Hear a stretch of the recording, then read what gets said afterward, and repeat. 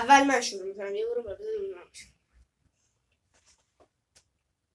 چک فلفل سری بگو.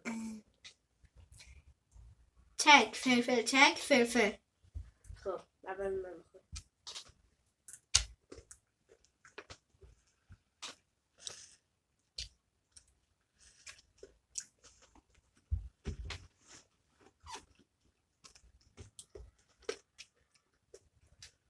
سالمی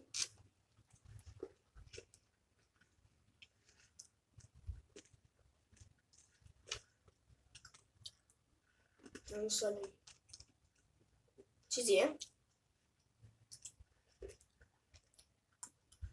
سالمی فهمیدم. چک بزن بودا بخور. چک بزن. منم اینجا که این فلفل این چکه.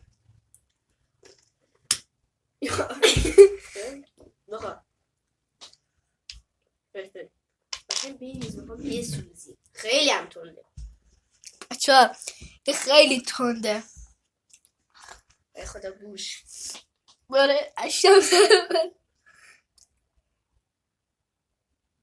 خوبه. بس ریختی زمین. داره میز من 2 تا فلفل مونده. اونجا که میدونم فلفله چون گفت چک فلفل.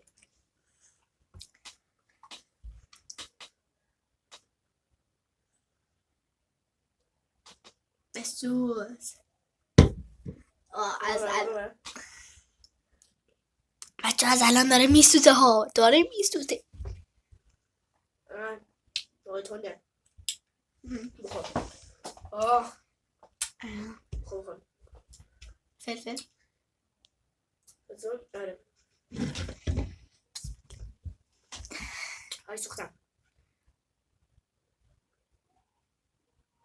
کم زدی. زیاد بزن. من قشنگ زیاد زدم. بچه نگاه کنید بیشتر از این به خدا میریزه.